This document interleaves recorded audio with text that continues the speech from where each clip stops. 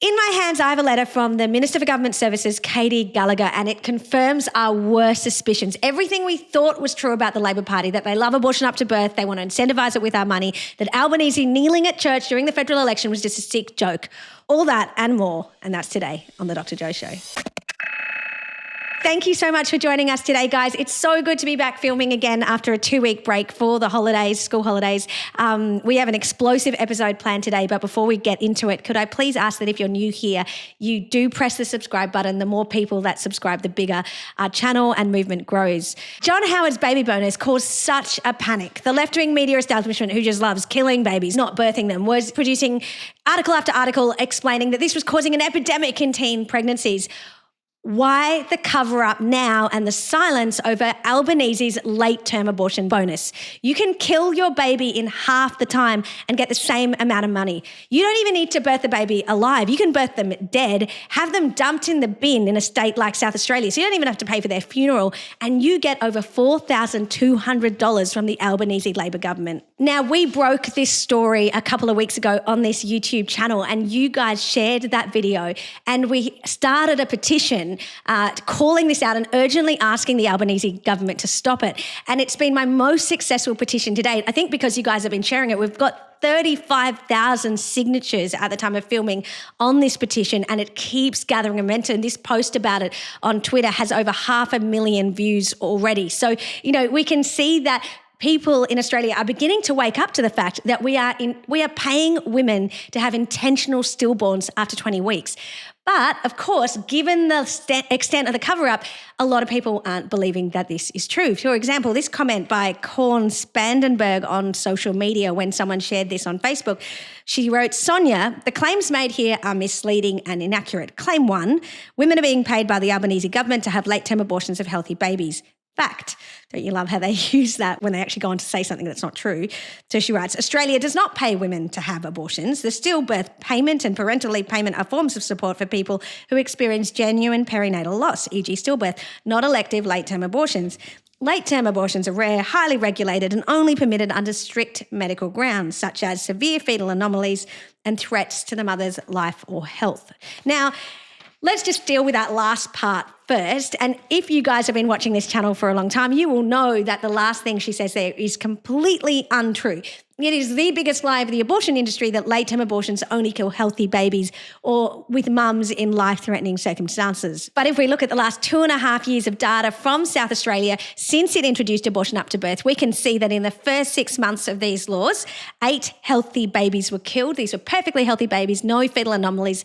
2 late-term abortions for a fetal anomaly, but there's no criteria that it be severe. It could be a suspected fetal anomaly. It could be something as simple as a cleft lip that's surgically corrected after birth or a club hand. These are not life-threatening disabilities. And you'll see 0 late-term abortions to save the mother's life. The next 12 months of that law in South Australia, 37 healthy babies killed in a non-life-threatening circumstance.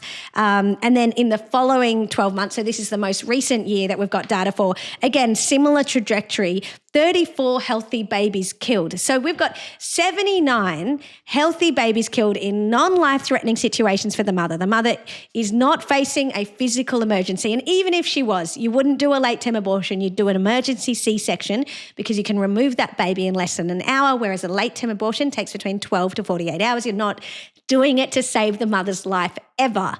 You're doing it because you want to kill that baby, and that baby is then delivered stillborn. So already we can see that this myth that Korn Spandenberg is spreading is incorrect, but she's also incorrect on the point that you can't get the stillbirth parenting payment for late-term abortions. We're going to get to my letter in a minute, the definitive evidence that we now have from the Minister for Government Services. But let's just have a look at some of the other people that are also saying this isn't true. The mainstream media has studiously ignored it, and even Google AI and ChatGPT are misleading people and getting it wrong. So I've been encouraging you guys to share my videos on this because, with the media cover-up, it is on us. It's on us to get the word out. And so you guys have been rising to that challenge so well. And one of these people who's done this is Detox Doula. She's got 19K followers on social media. She's had first-hand experience of abortion in her own family in that her mother aborted the 2 children before her. So she could very easily have been aborted herself, but 2 of her siblings have been killed by abortion. And so anyway, she posted my YouTube video on her channel and she said, woe to those who call evil good and good evil, Isaiah 5:20. She said, I shouldn't be here. 2 siblings before me never made it earthside, aborted. Casual decisions in a casual culture of casual sex and dehumanizing death. But somehow grace intervened and I was born. And every day since I've carried that weight, the ache of who else could have been. And it is heartbreaking when we think of the 88,000 babies killed every year by abortion. So she had the courage to share this, but then she DM'd me to say, look, people are saying it's not true. And she said, I've checked with Google and ChatGPT. And so I asked her, can you send me some screenshots of what they have said to you? So Google says, because she asked it, can I get the baby bonus for a children delivered stillborn as a result of an abortion? And Google replies and says, no, the stillborn baby payment is not available for children delivered stillborn as a result of a late-term abortion.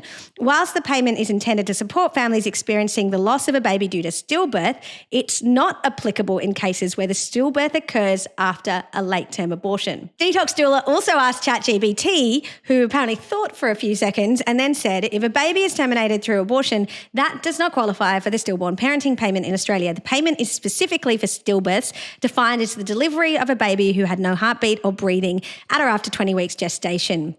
And then they've got a little cross and they say why abortion termination isn't eligible. They said the payment requires the baby to be stillborn, that is, alive until birth, but without vital signs at delivery. Abortions, including late-term terminations, don't meet this definition. Even if they occur post 20 weeks, it must be a natural stillbirth. So I think ChatGPT needs to understand how a late-term abortion works. This tells me that they don't really get it because they've said abortions, including late-term terminations, don't meet this definition. And what's the definition they've given? The payment requires the baby to be stillborn, that is alive until birth, but without vital signs of delivery. So with a late-term abortion, again, if you guys have been watching this channel, you know this method, but most Australians don't, and obviously ChatGPT doesn't seem to know it. The method is to kill the baby right before delivery. So to inject that baby's heart in the left ventricle with potassium chloride or digoxin, it causes searing agony in the baby and the baby dies. Now, sometimes it doesn't die straight away. So that baby is then given another injection causing more pain and eventually that baby dies and then labour is induced and the baby is delivered stillborn. So they're alive until birth, but they have no vital signs at birth, at delivery. So ChatGPT then has a little helpful table, a little summary table, and it says that for an elective termination, abortion at any gestation, you can't get the stillborn parenting payment. They said if you have a stillbirth before 20 weeks, you can't have the stillborn parenting payment, but a stillbirth natural loss, they say stillbirth natural loss after 20 weeks, then you can get the stillborn parenting payment. So now we have a situation where Google AI, ChatGPT, the mainstream media, most Australians thinking this is just completely untrue because they consult those sources and that's what they confirm. And yet it 100% is true that the eligibility criteria for the stillbirth parenting payment allows it to be used for elective abortions, intentional abortions. So why is everyone covering this up? Well, I think it's pretty damn obvious. It's because it makes them look so bad. But thankfully I have you guys on the case because now we have definitive proof. So that nobody can deny, even the most pro-abortion person in the country will not be able to deny the fact that under Albanese's government, there's a dead baby bonus. So my action item after that YouTube video was to sign the petition. And as we've said, over 35,000 of you guys have done that, which is incredible. But I also put up the 3 ministers who are responsible for this late-term abortion bonus. So that's Jed Kearney, Tanya Plibersek and Katie Gallagher, the latter being the most responsible minister because she's the Minister for Government Services. Now, a number of you have taken it upon yourself to write them letters, which I just want to, again, from the bottom of my heart, thank you for going that extra mile and writing those letters. And you might feel that writing these letters is so futile, but one of you has shared with me a letter that you've received That is our smoking gun. So I just want to tell you a little bit about this woman. I'm not going to give you her name because she's asked to remain anonymous, but she's a retired lady who's actually been writing letters since the late 1990s. So that's over 25 years of writing letters to government ministers, policy officials, and asking them to justify their use of funds and what they're doing. And the letter that she wrote, which I think is really great, she did send it via email to these three ministers. She said, "Would you please advise whether this payment applies to the situation of when an intentional abortion of a baby occurs in a medical facility, when the baby is at least 20 weeks gestation, weighs at least 400 grams at their birth? Can you confirm who is eligible for this payment, the mother and or the father of the baby, when the income test is met? Who is the adjudicator for approving and authorising this type of payment?" So right away, I just want to commend her for writing this letter, this email, because it's really clear. It is really factual. It doesn't indicate what side of the debate she's on, but it's just asking for information. So she's gathering information. Now, she sent that to Tanya Plibersek, no response. So I know, having spoken to her just on the phone the other day, she's written a follow-up to ask Tanya Plibersek for that response. I mean, we pay these people's salaries. I think they're getting over $200,000 a year, so they should be replying, shouldn't they? Jed Kearney, who's the Minister for Social Services, and also the Assistant Minister for the Protection or the Prevention of Family Violence. So given what abortion is, you'd think she'd be interested. But Jed Kearney's part of the pro-abortion gang, Emily's List in the Labor Party, so we can't be expecting much. In fact, all three women are, so, don't hold your breath for anything. Jed's response, so this is from the branch manager who's replying on behalf of Jed. She just says, "Thank you for your email of the 9th of June to the Assistant Minister for Social Services and Assistant Minister for the Prevention of Family Violence, the Honourable Jed Kearney. I've been asked to reply on behalf of the Assistant Minister." And it's just a word salad. It's a non-response response. So she writes, "To receive the stillborn baby payment, an individual must have recently had a stillborn baby and be under the income test limits or eligible for the Family's Tax Benefit Part A and not be receiving paid parental leave for that baby." Now, we could have Googled that. That's on the Centrelink website. What we want to know, what this woman has written this letter and taken the time to ask is, can you use this payment for late-term abortions? And then they've written, "A medical professional who was at the birth must certify a stillborn child was delivered for families to receive the stillborn baby payment." Still no answer. "Claims are assessed on the basis of evidence and documentation provided by a medical professional, usually proof of birth, such as a birth certificate or a letter on hospital letterhead from the doctor or midwife who attended the birth." Again, all of this publicly available via Google, and she's not answering the question that's been asked. More information, including eligibility and how to apply, can be found on the Services Australia website. So already this is suspicious because we've asked her a simple question: does the stillbirth parenting payment apply to intentional late-term abortions? And she hasn't answered the question. It would have been a simple yes, no. I mean, if it was no, she would have been able to write that. She would have said, no, it has to be a natural stillbirth, a natural loss. But that's not what she says. In fact, she just gives us this word salad non-response, publicly available information that we can find on Google, and fails to answer the question. So that's a red flag right there and then. That's an alarm bell now should be going off in our heads that here is the minister, assistant minister for the prevention of family violence, who's got her head honcho in public policy replying on her behalf, and she's failed to answer the question. Could it be because she doesn't want to admit that this is actually happening? Well, thankfully, we get a response from Katie Gallagher's office. Now, Katie is actually the Minister for Government Services. This comes through from the Director, no less, Kathy Stevens, who's the Ministerial and Parliamentary Services Director. So this is a senior public sector official from the Department for Government Services. So and that's the department that Katie Gallagher is the minister responsible for. So I think we can take this letter as conclusive proof. This now settles it once and for all. Let's look at what she says.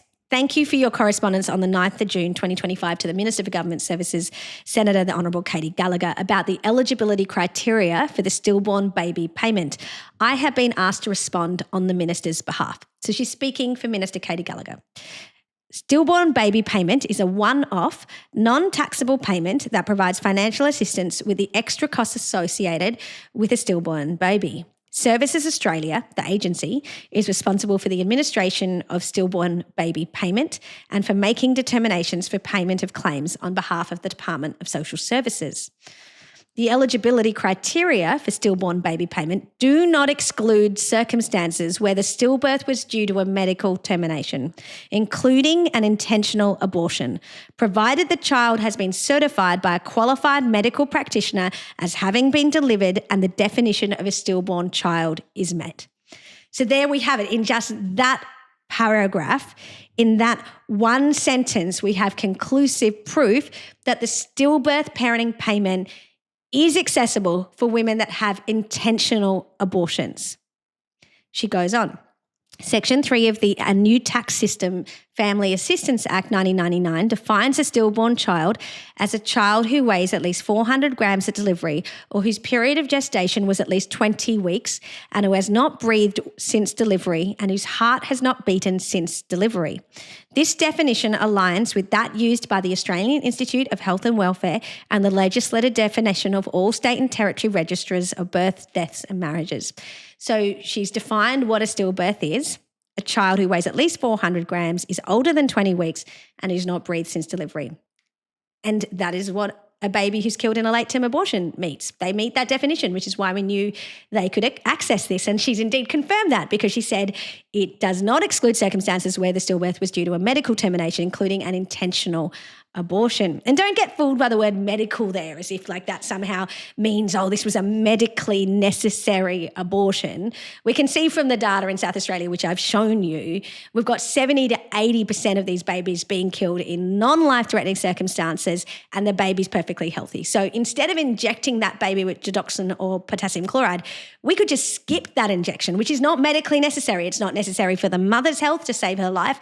It is not necessary for the baby's health. And that baby's viable, so they could be induced alive early and mental health care could be given to the mother after birth, and then that baby could be in the NICU and given care. So the reality is she's used this word medical termination, but do not be fooled, and thankfully she does say it very clearly later when she says it includes an intentional abortion.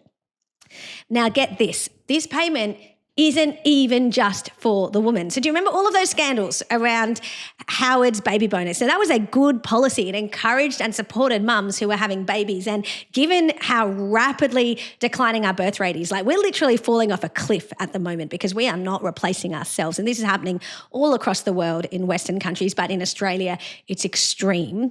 And, you know, it's something we should be concerned about. And Howard and Peter Costello at the time, they came up with the baby bonus policy as a way to help rectify it. And it did. It really did help improve our birth rate. But of course, left-wing Labor governments wanted to remove it. And at the time, the left-wing media establishment, the scandal that they were telling was that, the baby bonus, well, you know, women who are in coercive relationships, drug abuse situations, you know, their drug dealer or their abuser will force them to get pregnant deliberately. They'll carry that baby for 40 weeks and then they'll take the money. And so the government changed it to fortnightly payment to try and address that potential problem. But here, you know, look at what the next paragraph of this letter says. You're not going to believe it. It says the birth mother or their partner may be eligible for the stillborn baby payment if they claim the payment within 52 weeks of the stillbirth, provided they would have been the primary carer of the stillborn child.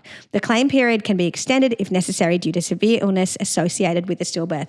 So men can get the stillborn parenting payment. So if you are in an abusive relationship or a coercive relationship, and we certainly know that reproductive coercion is a major issue in the abortion space, that many women who get abortions, they are victims of violence. In fact, this study that was funded by a pro-choice organisation, Children by Choice in Queensland, it showed that nearly 1 in 2 women that were getting abortions were victims of violence. So think about a scenario where Albanese's Labor government, who says that they're so pro-women, but yet they're actually allowing the stillborn parenting payment to be used to kill babies after 20 weeks, and the man can get it. So, and there's no checks or balances around abuse. It's just an insane situation.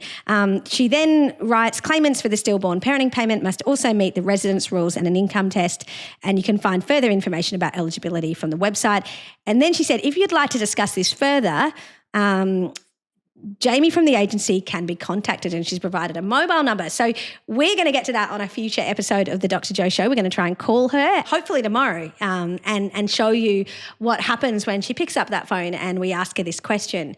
But for now, let's not diminish the significance of this letter. It is definitive proof from someone with senior decision-making authority within the federal government acting on behalf of the Minister, Katie Gallagher, confirming that Labor pays an intentional abortion, a woman who has an intentional abortion, or even a man who forces a woman to have an intentional abortion, the Labor government will pay them $4,200. It's a dead baby bonus for late-term abortions paid for by all of us. Now, of course, we didn't even need this proof because we had the criteria online which defines what a stillbirth is and the eligibility for this payment. And I have been raising the alarm that it possibly isn't just $4,200 a woman might be eligible for, or a man, but there is the possibility under the criteria that's publicly available that they could actually get paid parental leave, which is a $22,000 payment. So that's right. You heard that. I want to be really clear. On the criteria that's publicly available, it may be that you don't even only get the stillborn parenting payment, but you can choose and elect to go down the paid parental leave route. So I first heard of this when an Instagram follower of mine had just found out she was pregnant and she was looking through the Centrelink forms, and this flicked up on her screen and it said parental leave pay, financial support for up to 110 payable days, 22 weeks, to help eligible parents take time off work to care for a newborn or recently adopted child. You may still get parental leave pay if your child was stillborn or died shortly after birth. For more information, click Find Out More.